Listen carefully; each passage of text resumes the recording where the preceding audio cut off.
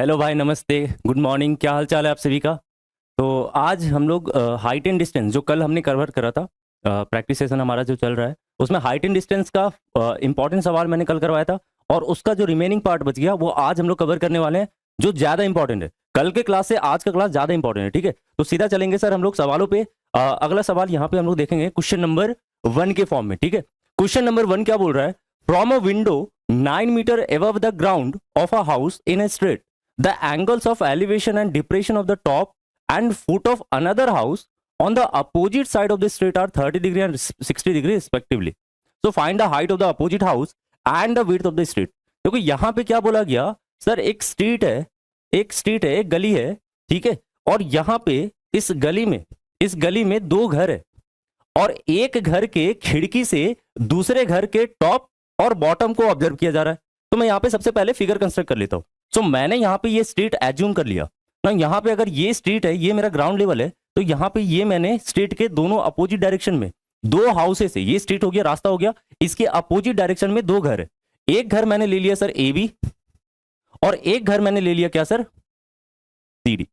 ये मेरा दूसरा घर है ना। इसके बाद क्या बोल रहा है? इसके बाद ये बोल रहा है सर कि इस जो पहला घर है, पहले घर के खिड़की से, जो कि ग्राउंड लेवल से 9 मीटर ऊपर है, पहला घर का खिड़की, जैसे घर का ऊंचाई कुछ भी हो सकता है, लेकिन मैंने बोला भाई मान लो कि इस घर का खिड़की यहां पे है, ये घर का खिड़की यहां पे है, और यहां पे मेरा ऑब्जर्वर बैठा हुआ है, और ये यहां से क्या कर रहा है सर, ऑब्जर्व कर रहा है इस दूसरे घर के टॉप को और इस दूसरे घर के बॉटम को।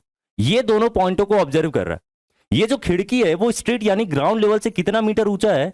क्वेश्चन के अकॉर्डिंग अगर पढ़े होगे तो सर ये 9 मीटर ऊंचा है, ठीक है? नाउ आप मेरे को बताओ सर, यदि पॉइंट ऑफ ऑब्जर्वेशन जो कि हमारा यहां पे ऑब्जर्वर बैठा हुआ है, ये अगर यहां पे अपोजिट हाउस के टॉप को ऑब्जर्व करेगा, तो जो एंगल ऑफ एलिवेशन बनता है उसकी आंखों पे, वो एंगल ऑफ एलिवेशन कितने का बनता है? 30 डिग्री का। तो आप बताओ मेरे को, ये लाइन ऑफ साइट हो जाएगा सर, टॉप को ऑब्जर्व करेगा, और यहां अगर ऑब्जर्वर है तो इसके हॉरिजॉन्टल लाइन ये होगा। हाँ सर, तो आप बताओ ये लाइन ऑफ साइट और हॉरिजॉन्टल के बीच में जो एंगल बन रहा होगा, that is angle of elevation, वो हमारा 30 डिग्री बन रहा होगा, ठीक है?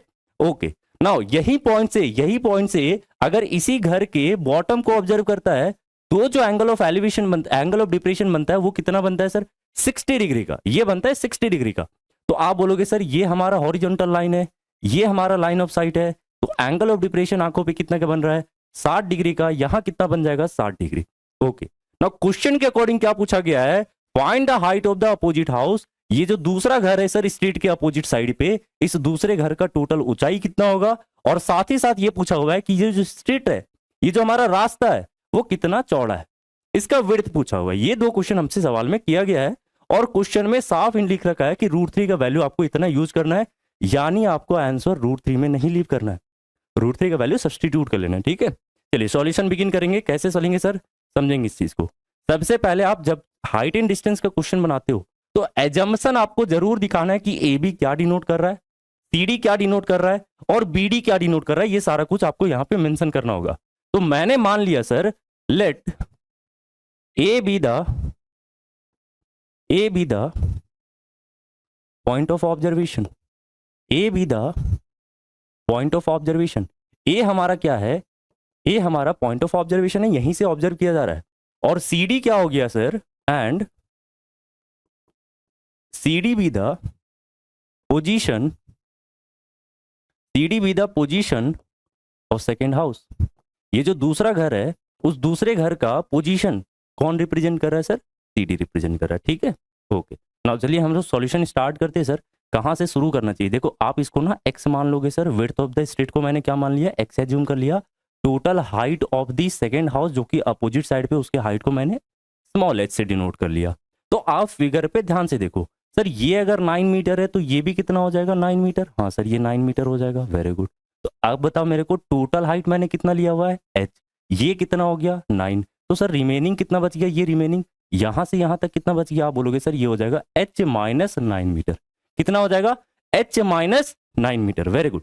तो आप मेरे को बताओ, यहां पे फिर दो ट्रायंगल सेलेक्ट करना है। याद करो मैंने समझाया था आपको, दो ट्रायंगल सेलेक्ट करना है आपको, दो राइट एंगल ट्रायंगल सेलेक्ट करना है। कौन कौन सा सेलेक्ट करेंगे? देखो, अगर आप ये वाला राइट एंगल ट्रायंगल सेलेक्ट करते हो, तो यहां पे अगर 60 बन रहा है सर, तो यहां पे भी कितना बनेगा? 60 बनेगा।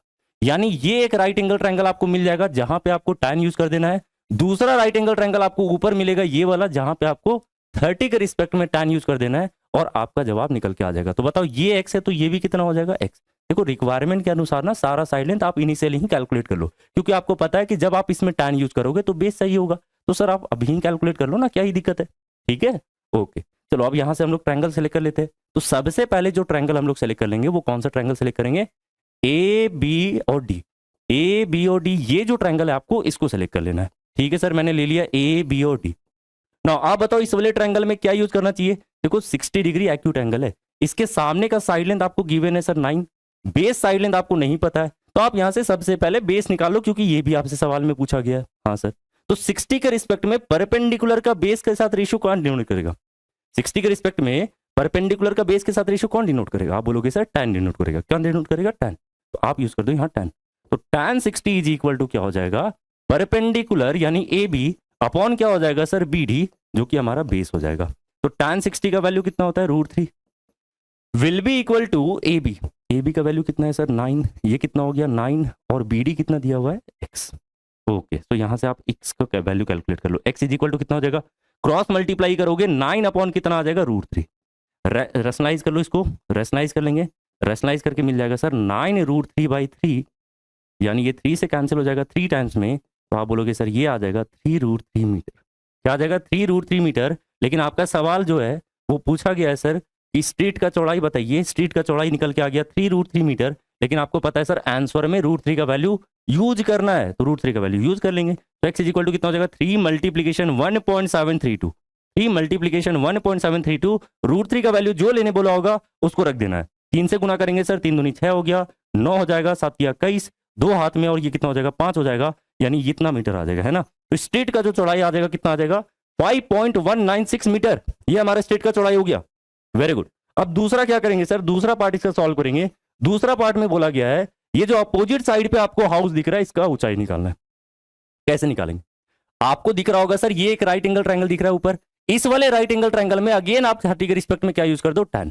तो आप इस चलेंगे ट्रायंगल में कौन सा, ए ई और सी, इन ट्रायंगल ए ई और सी में चले जाओ और वहां यूज कर दो सर 30 के रिस्पेक्ट में tan।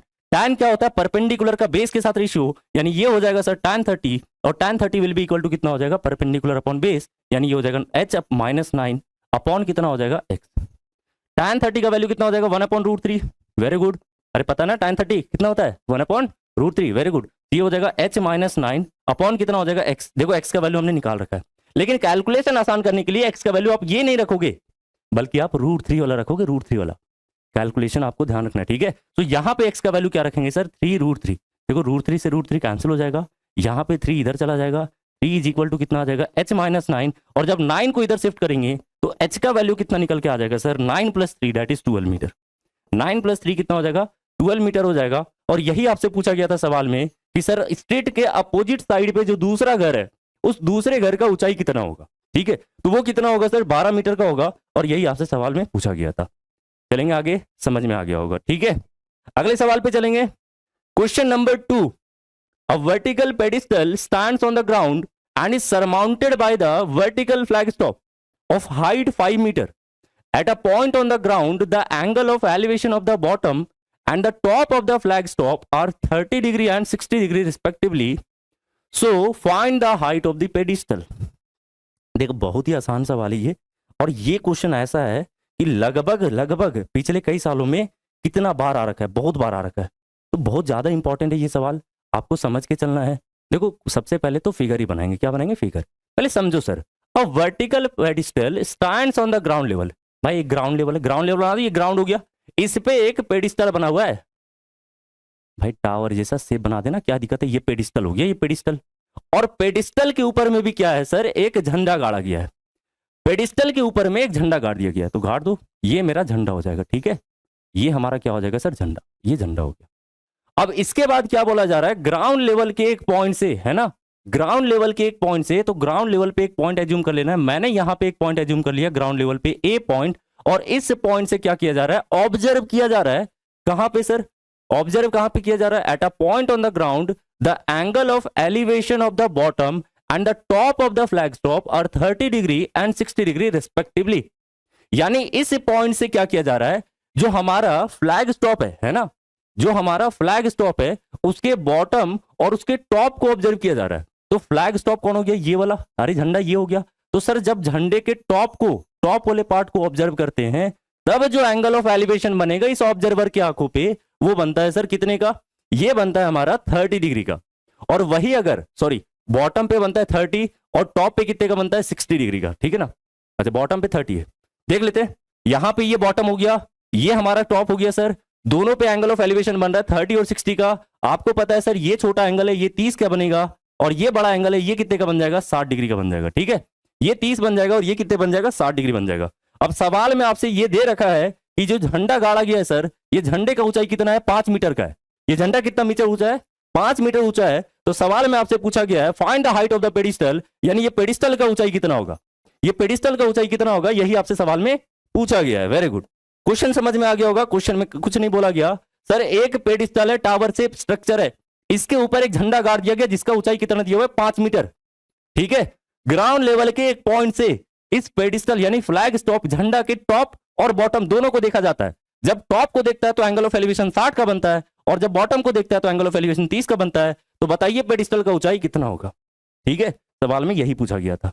चलिए सॉल्यूशन इसका बिगिन करेंगे सर, इसका सॉल्यूशन बिगिन करेंगे। फिगर बन गया मतलब आधा क्वेश्चन सवाल में ही सॉल्व हो गया है ना। अब आधा काम आपको करना है, केवल और केवल ट्रायंगल का सिलेक्शन करना है। 2 ट्रायंगल आपको खोजना है सर, राइट एंगल ट्रायंगल आपको दिख रहा होगा। एक तो राइट एंगल ट्रायंगल यहां पे दिख जाएगा आपको, ये वाला छोटा वाला है ना, ये एक राइट एंगल ट्रायंगल दिख रहा होगा और दूसरा राइट एंगल ट्रायंगल ये आपको बड़ा वाला दिख जाएगा, ठीक है। दोनों राइट एंगल ट्रायंगल में जाकर के आपको यूज कर देना है tan, क्योंकि सर आपको पता है कि 30 और 60 के रिस्पेक्ट में परपेंडिकुलर का बेस के साथ रिलेशन आएगा जो कि आपको tan में दे देगा, ठीक है। तो यहां पे आप मान लो सर ये जो आपका लेंथ है ना, बेस ऑफ द पेडिस्टल से पॉइंट ऑफ ऑब्जर्वेशन का जो दूरी है मैंने मान लिया सर x मीटर, क्योंकि इसका रिक्वायरमेंट होगा। तो मैंने यहां पे लेट कर लेना है, late the height of the pedestal, pedestal का ऊंचाई आपसे पूछा गया था जिसको आप लेट कर लोगे सर बी h मीटर, ठीक है। मैंने क्या करा, पेडिस्टल की ऊंचाई को h मीटर मान लिया। ना आप मेरे को बताओ कौन सा ट्रायंगल लेना चाहिए सर, कोई सा भी उठा लो कोई दिक्कत नहीं है। मैंने यहां पे सबसे पहले छोटे वाले ट्रायंगल को सिलेक्ट कर लिया जो कि क्या है सर 30 के रिस्पेक्ट में परपेंडिकुलर का बेस के साथ। आप नेमिंग कर लो, सबसे पहले बी हो जाएगा, ये सी हो जाएगा और ये क्या मान लिया मैंने डी मान लिया। यानी मैंने सबसे पहला जो ट्रायंगल सेलेक्ट कर लिया वो ए बी सी कर लिया। कौन सा ट्रायंगल, ए बी और सी ट्रायंगल सेलेक्ट कर लिया। इस वाले ट्रायंगल में अगर नोटिस करोगे तो सर 30 के रिस्पेक्ट में परपेंडिकुलर, यही तो आपको इवेलुएट करना है, जो कि हमने क्वेश्चन के अकॉर्डिंग क्या माना था, अरे अभी माना मैंने h मीटर, पेडिस्टल को ऊंचाई कितना माना h मीटर। तो आप बोलोगे सर यहां पे यूज कर देना चाहिए 30 के रिस्पेक्ट में tan, यानी ये हो जाएगा tan 30 will be equal to perpendicular upon base. Perpendicular कितना आ गया सर h आ गया और बेस कितना हो जाएगा x हो जाएगा, ठीक है। नाउ tan 30 का वैल्यू कितना होता है 1/√3, tan 30 is equal to 1/√3 is equal to क्या हो जाएगा सर h अपॉन x। देखो h भी नहीं पता x भी नहीं पता, लेकिन सर यहां से क्या होगा h और x के बीच में रिलेशन निकल के आ जाएगा। कैची गुना करोगे, गुना करेंगे x बराबर कितना आ जाएगा √3h, h बराबर कितना आ जाएगा √3h। देखो आपसे ये वाला वैल्यू नहीं पूछा गया है, ये वाला वैल्यू नहीं पूछा गया है। तो मैं क्या कर रहा हूं सर, यहाँ पे x का जो वैल्यू h के टर्म में निकल के आ रहा है, मैं h का वैल्यू x के टर्म में ना निकाल करके x कहीं का वैल्यू रहने देंगे, ठीक है। देखो आप यहां से ना x कहीं वैल्यू h के टर्म में रहने दोगे क्योंकि h ही इवैल्यूएट करना है। तो फाइनली आपको सारा का सारा h में छोड़ देना है, सारा का सारा h में छोड़ देना है, ठीक है। ओके चलेंगे सर दूसरे सवाल, दूसरे ट्रायंगल पे। दूसरा ट्रायंगल यहाँ पे कौन सा है सर, ए बी और डी। इस वाले ट्रायंगल में चले जाएंगे, कौन सा, ए बी और डी। इस वाले ट्रायंगल में जाकर के आपको यूज कर देना है सर 60 है, 60 के रिस्पेक्ट में परपेंडिकुलर पता है सर, बेस पता है, यानी कि अगेन यूज कर देंगे सर tan। क्या यूज कर देंगे, tan यूज कर देंगे और tan 60 इज इक्वल टू कितना हो जाएगा परपेंडिकुलर अपॉन बेस। परपेंडिकुलर कितना है सर h + 5, कितना हो जाएगा h + 5 और अपॉन कितना हो जाएगा सर बेस, बेस कितना है सर x, बेस कितना है x। वेरी गुड, tan 60 का वैल्यू कितना होता है √3 will be equal to h + 5 upon कितना हो जाएगा x हो जाएगा। क्रॉस मल्टीप्लीकेशन करेंगे तो ये आ जाएगा sir √3 multiplication x will be equal to h + 5। √3 multiplication x will be equal to कितना आ जाएगा h + 5 आ जाएगा। वेरी गुड, आप मेरे को बताओ यहाँ पे रिलेशन नंबर अगर इसको 1 मान लूं सर, x का वैल्यू h के टर्म में इवैल्यूएट कर रखा है हमने, जो कि कितना आया सर √3 × h आया। तो अब अगर क्योंकि h ही का वैल्यू निकालना है तो पूरा इक्वेशन को h में कन्वर्ट कर लेंगे, यानी जो x का वैल्यू निकल के आया h के टर्म में यहाँ पे सब्स्टिट्यूट कर दो। सब्स्टिट्यूट करने के बाद आपको रिलेशन पता चलेगा, √3 टाइम्स x का वैल्यू कितना है सर √3 × h है, पुट करेंगे कितना हो जाएगा √3 multiplication √3 × h will be equal to h + 5। तो आप मेरे को बताओ √3 × √3 कितना हो गया 3h हो गया, 3h will be equal to कितना हो जाएगा सर h + 5 हो जाएगा। और यहां पे अगर h को इधर लेके आएंगे तो 2h का वैल्यू 5 हो जाएगा, यानी h का वैल्यू कितना आ जाएगा सर, h का वैल्यू कितना आ जाएगा 5/2, जो कि कितना हो जाएगा 2.5। ठीक है, h का वैल्यू कितना हो जाएगा 5/2, जो कि कितना हो जाएगा 2.5 हो जाएगा। समझ गए? चलेंगे चलेंगे अगले सवाल में, उम्मीद करते हैं समझ में आ गया होगा। अगला सवाल है sir question number 3, a straight highway leads to the foot of the tower. ठीक है, एक स्ट्रेट हाईवे है ना, वो एक टावर के फुट को लीड कर रहा है। A man standing at the top of the tower observes a car eight an angle of depression of 30 degree which is approaching the foot of the tower with a uniform speed. Okay, and 6 seconds later the angle of depression of the car is found to be 60 degree. So find the time taken by the car to reach the foot of the tower from this point. Question बहुत ही शानदार question है, NCERT का question है और बहुत शानदार question है, क्योंकि यहाँ पे सर अलग कॉन्सेप्ट यूज होने वाला है ना, डिस्टेंस स्पीड टाइम, जो आपने फॉर्मुला पढ़ रखा है वो फॉर्मुला यहाँ पे यूज होने वाला है, अलग कॉन्सेप्ट यूज होने वाला है, ध्यान से देखोगे बहुत ज्यादा इंपॉर्टेंट है। ठीक है, देखो सबसे पहले तो फिगर बनाएंगे सर, एक स्ट्रेट हाईवे है, एक स्ट्रेट हाईवे कहां पे जा रहा है सर, टावर के फुट को लीड कर रहा है। ये अगर मान लो टावर है, मैंने एज्यूम कर लिया ए भी हमारा अगर टावर है तो टावर का फुट हो गया सर, स्ट्रेट हाईवे सीधा सीधा टावर के फुट को लीड करते हुए आगे निकल जाता है। ठीक है, आगे बोलता है man standing on the tower, है ना, मैन जो है वो यहां पे खड़ा है, टावर के बिल्कुल टॉप पे खड़ा है, यहां पे ऑब्जर्वेशन कर रहा है। और यहां से जब ऑब्जर्वेशन कर रहा है एक आदमी, तो सर एक गाड़ी को ऑब्जर्व करता है जो यूनिफॉर्म स्पीड से टावर की फुट की ओर चला आ रहा है। तो अगर मान ले इनिशियली कि यहां पे अगर कार है सर, यहां पे हमारा कार है और ये गाड़ी जो है वो यूनिफॉर्म स्पीड से क्या कर रहा है, टावर के फुट को अप्रोच कर रहा है। और जब अप्रोच करता है तो पर्टिकुलर इंस्टेंट पे, है ना, पर्टिकुलर टाइम पे, ये पॉइंट ऑफ ऑब्जर्वेशन से जब ऑब्जर्वर इस कार को ऑब्जर्व करता है तो उस समय जो एंगल ऑफ डिप्रेशन बनता है उसके आंखों पे, वो कितना बनता है सर 30 डिग्री। कितना बनता है 30 डिग्री, देखो यहां पे लिख रखा है 30 डिग्री। तो ये हो जाएगा सर हॉरिजॉन्टल लाइन, ये हमारा लाइन ऑफ साइट हो गया, ये हॉरिजॉन्टल लाइन हो गया, इसके बीच में जो एंगल बनेगा वो 30 का बनेगा। ये समझ में आ रहा होगा। ठीक है ना, इसके बाद क्या बोलता है, ये यूनिफॉर्म स्पीड से कार जो है वो मूवमेंट कर रहा है इधर की ओर sir, foot of the tower के निचले हिस्से की ओर स्ट्रेट हाईवे में ये मूवमेंट करता चला जा रहा है यूनिफॉर्म स्पीड से। 6 सेकंड बाद क्या होता है सर, आफ्टर 6 सेकंड, 6 सेकंड बाद, अरे भाई 6 सेकंड हो गया तो 6 सेकंड में यूनिफॉर्म स्पीड से कंटिन्यूअसली ट्रैवल करते जा रहा है। इसका मतलब ये 6 सेकंड में कुछ दूरी भी चल गया होगा, तो 6 सेकंड में मान लेते हैं कि गाड़ी जो है वो यहां पे पहुंच गया। यही गाड़ी 6 सेकंड में चल करके यहां पे पहुंच गया, तो अब अगर मान लो सर कि जैसे ही ये आदमी फर्दर फिर से उसी कार को ऑब्जर्व करता है तो 6 सेकंड के बाद रियलाइज करता है कि अब एंगल ऑफ डिप्रेशन जो 30 बन रहा था पहले, अब ये चेंज होकर के कितना बन गया सर 60 डिग्री। कितना बन जाता है उसकी आंखों पे एंगल ऑफ डिप्रेशन 60 डिग्री का, यानी ये कितना बन जाएगा 60 डिग्री। समझे? 6 सेकंड तक कंटिन्यूअसली यूनिफॉर्म स्पीड से टावर के फुट को अप्रोच कर रहा था स्ट्रेट हाईवे पे, फर्दर 6 सेकंड के बाद वही मैन उसी गाड़ी को ऑब्जर्व करता है, और जब ऑब्जर्व करता है तो एंगल ऑफ डिप्रेशन उसकी आंखों पे 30 से होकर के कन्वर्ट हो जाता है सर कितना 60 डिग्री। अब ये 60 डिग्री बन गया। ठीक है, तो अब यहां पे पूछा हुआ है find the time taken by the car to reach the foot of the tower from this point, यानी इस पॉइंट से, इस पर्टिकुलर पॉइंट से टावर के फुट को रीच करने में अब और कितना समय लगेगा। इसी यूनिफॉर्म स्पीड से अगर ट्रैवल करता रहे तो ये गाड़ी इस टावर के फुट को कितने समय में पहुंच जाएगा, कितना देरी लगेगा सर इस गाड़ी को इस टावर के फुट तक पहुंचने में। ये टाइम पूछा हुआ है आपसे, देखो टाइम पूछा हुआ है, बड़ा अच्छा क्वेश्चन है, ध्यान से समझोगे। टाइम पूछा हुआ है, टाइम, और टाइम निकालना है अगर तो सर स्पीड तो आपको ऑलरेडी पता है कि स्पीड किस स्पीड से ट्रैवल कर रहा है, यूनिफॉर्म स्पीड से, यानी एक कांस्टेंट स्पीड से ट्रैवल कर रहा है। तो मैं मान लूंगा सर कि गाड़ी जो है वो x किलोमीटर पर आवर ये यूनिफॉर्म स्पीड से क्या कर रहा है, कंटिन्यूअसली ट्रैवल करते चला जा रहा है।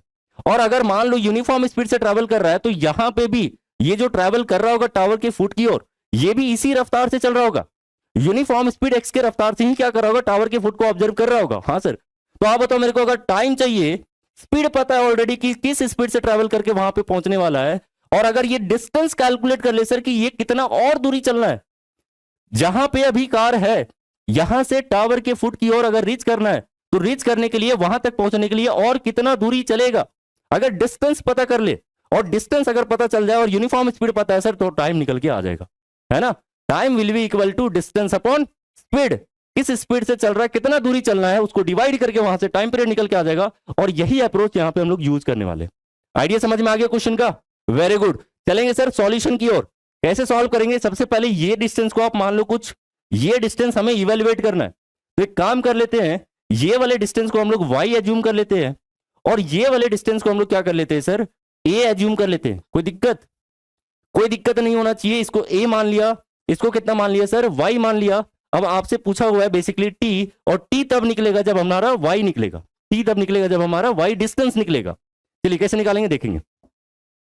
सबसे पहले आपको क्या करना है, सबसे पहले अगेन वही काम करना है सर जो मैंने समझाया था आपको हर बारी, कि आपको दो ट्राइंगल सेलेक्ट करना है। अगर यहां 30 बन रहा है सर, तो यहां पे भी कितना बनेगा, 30 बनेगा। और अगर यहां 60 बन रहा है तो ये भी कितना बनेगा, 60 बनेगा। ऑल्टरनेट इंटीरियर एंगल, ठीक है सर।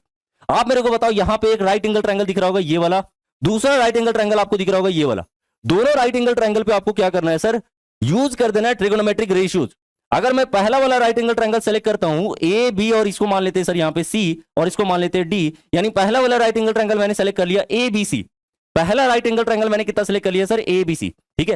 हालांकि ये बात आप थोड़ा मेंशन कर दोगे तो बेहतर होगा कि सर आपने जो यूनिफॉर्म स्पीड लेट करा हुआ है वो कितना लेट करा हुआ है, ये डिस्टेंसेस कितना लेट करा हुआ है, टाइम पीरियड क्या माने हो आप, ये सारा कुछ आपको इनिशियली लिख करके चलना है। तो मैं मान ले रहा हूं सर, लेट द यूनिफॉर्म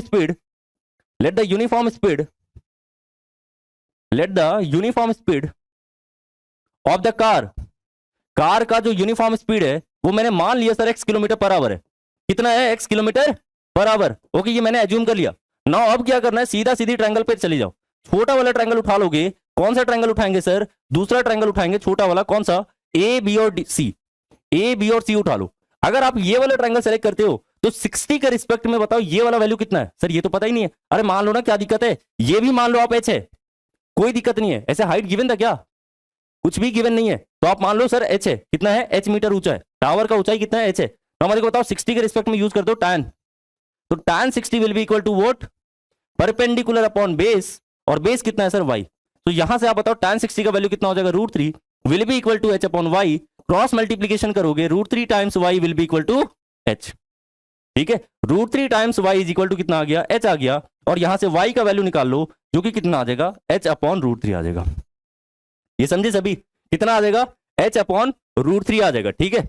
अब आप सोच करके बताओ सर, ये डिस्टेंस हमारा हाइट के टर्म में इवेल्युएट हो रखा है, y डिस्टेंस हमारा हाइट के टर्म में इवेल्युएट हो रखा है। अगर h का ही वैल्यू यूनिफॉर्म स्पीड के टर्म में इवेल्युएट कर ले, तो स्पीड आपको पता है ऑलरेडी x है, डिस्टेंस भी x के टर्म में ही इवेल्युएट कर लेंगे, तो डेफिनेटली ये यूनिफॉर्म स्पीड कैंसिल हो जाएगा जब हम लोग टाइम कैलकुलेट कर रहे होंगे, ठीक है। सो हम क्या करने वाले हैं सर, सबसे पहले तो ये जो h का वैल्यू है वो x के टर्म में इवेल्युएट कर लेंगे। कैसे सर, देखो आप मेरे को बताओ, इस पर्टिकुलर पॉइंट से इस पर्टिकुलर पॉइंट को रीच करने में कार को कितना समय लगा सर, 6 सेकंड। कितना समय लगा, 6 सेकंड। अब 6 सेकंड का समय लगा और किस स्पीड से ट्रैवल कर रहा है, x किलोमीटर पर आवर, इस यूनिफॉर्म स्पीड से ट्रैवल कर रहा है, ठीक है। या अगर एक मान लो समय अगर सेकंड में दिया हुआ है ना, तो यहां पे अगर टाइम पीरियड आप मीटर पर सेकंड में ही मानो तो बेहतर होगा।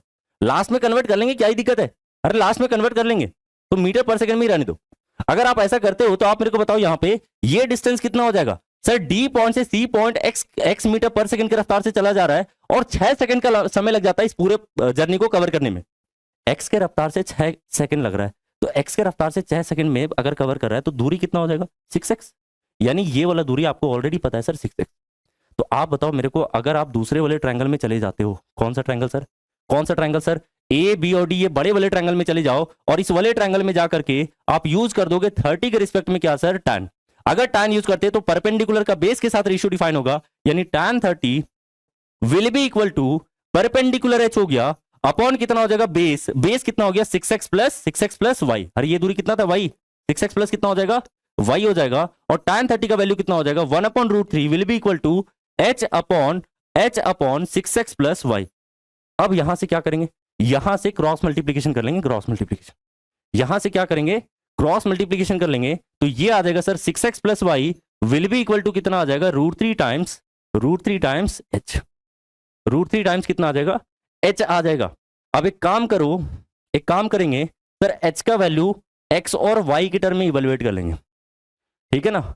एक काम कर लेते हैं, यहां से h अपॉन √3 का वैल्यू कितना आ रहा है सर, y आ रहा है।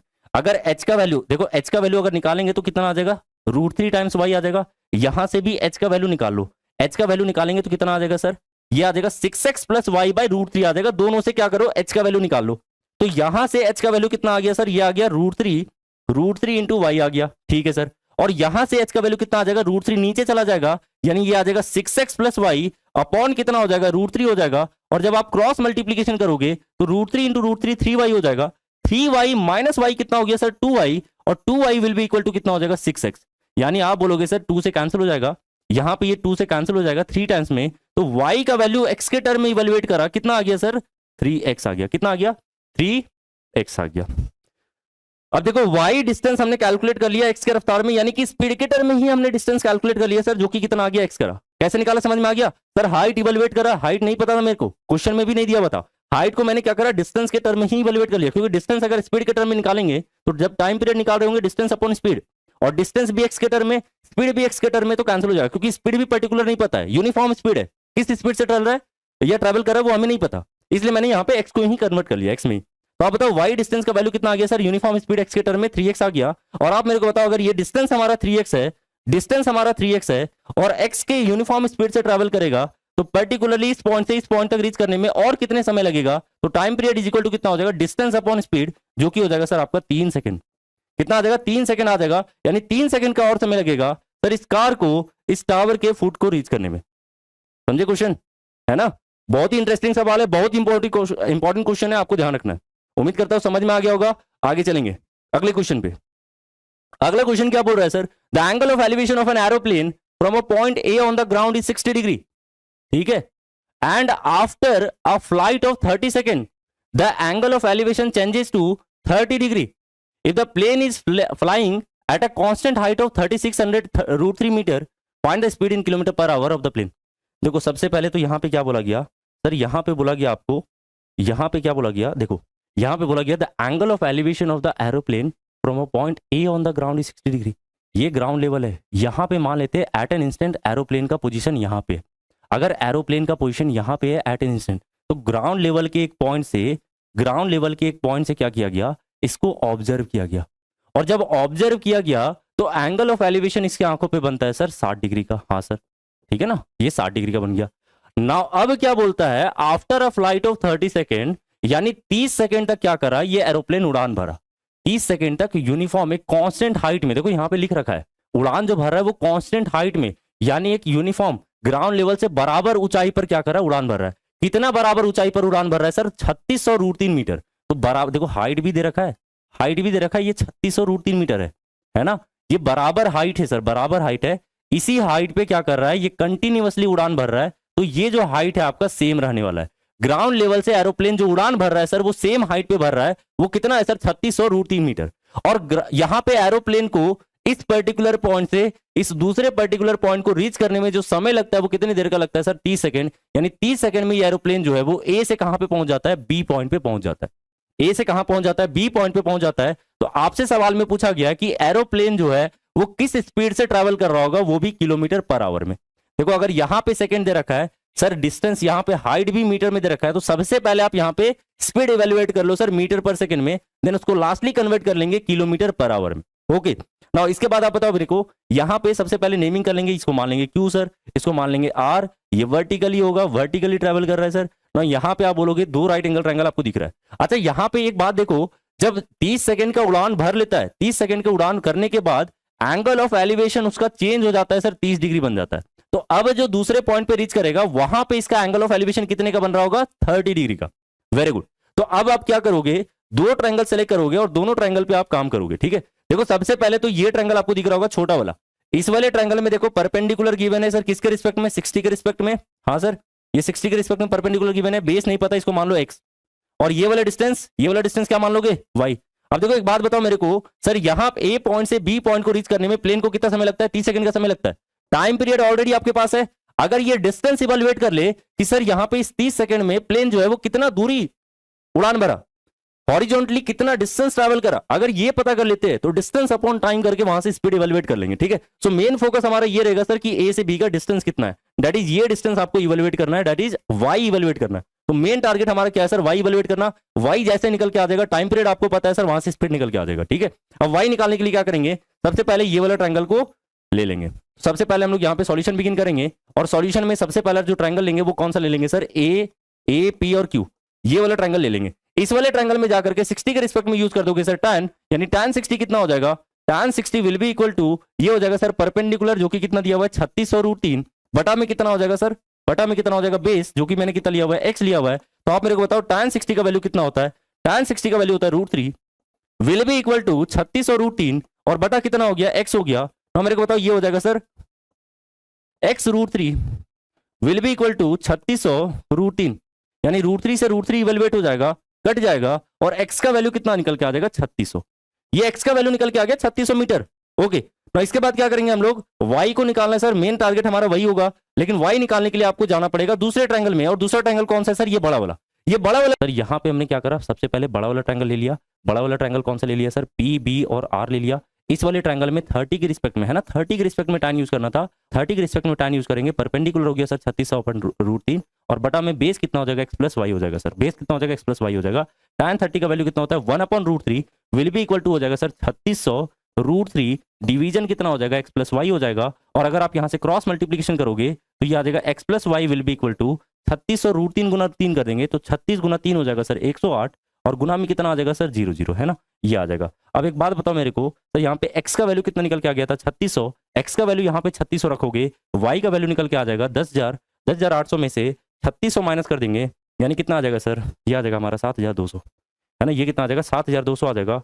ये y का वैल्यू निकल के आ गया मीटर में, y का वैल्यू कितना निकल के आ गया मीटर में। अब बताओ देखो सर, इस पर्टिकुलर पॉइंट से प्लेन को ना, इस पर्टिकुलर पॉइंट को रीच करने में 30 सेकंड का समय लगा, टोटल दूरी कितना ट्रैवल करा सर 7200 का ट्रैवल करा। तो आप मेरे को बताओ यहाँ पे स्पीड कितना आएगा, स्पीड होता है sir distance upon speed, distance upon time. Sir distance कितना ट्रैवल करा यहाँ पे 7200, डिस्टेंस ट्रैवल करा 7200, टाइम पीरियड कितना लगा सर 30 सेकंड का। तो सर यहाँ से ये कैंसिल हो जाएगा, कैंसिल करेंगे 0 से 0 कट गया, 3 से काटेंगे सर 2 बार में, 4 बार में और 0, 240 मीटर पर सेकंड कितना आ जाएगा 240 मीटर पर सेकंड। लेकिन आपको स्पीड इवेलुएट करना था सर किलोमीटर पर आवर में, 240 मीटर पर सेकंड है, मीटर पर सेकंड को किलोमीटर पर आवर में कन्वर्ट करना है, किससे गुना करेंगे, इसको गुना करेंगे सर 18/5 से, है ना। कन्वर्ट करना है किलोमीटर पर आवर में तो गुना करेंगे 18/5 से, अगर उल्टा जाते तो 5/18 से, ठीक है। तो यहाँ पे आप कन्वर्ट कर लो, 5 से कटेगा कितने बार में, 5 से कट जाएगा सर यहाँ पे ये 4 बार में और 8 बार में, यानी आ जाएगा 88 64 6 हाथ में और सॉरी 18 8 ना, है ना, 18 से गुना हो जाएगा, 18 से गुना कर देंगे इसको, ठीक है।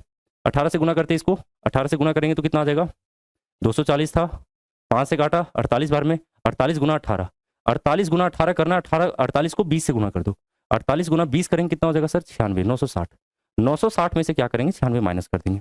और जब 96 माइनस करेंगे 960 में से 96 माइनस कर देंगे तो सर कितना बचेगा, देखो 60 में से 60 तो चला गया, बचा 36, 36 और माइनस कर देंगे और 36 जब और माइनस करेंगे तो बचेगा कितना, देखो 4 हो गया, यहाँ पे हो जाएगा सर यहाँ पे 15 में से 9 गया तो 6 बच गया और यहाँ पे कितना आ जाएगा 8 आ जाएगा, 864 है ना, 864 किलोमीटर पर आवर, ये आ जाएगा हमारा आंसर, ठीक है। लास्टली कन्वर्ट करना है, कोई दिक्कत वाली बात नहीं है सर। मीटर पर सेकंड में आंसर आ रहा था, पूछा गया था किलोमीटर पर आवर में, मीटर पर सेकंड से किलोमीटर पर आवर में कन्वर्ट करने के लिए 18/5 से गुना कर देंगे और वहां से मेरा फाइनल आंसर निकल के आ जाएगा 864 किलोमीटर पर आवर। ओके, चलेंगे अगले सवाल पे सर।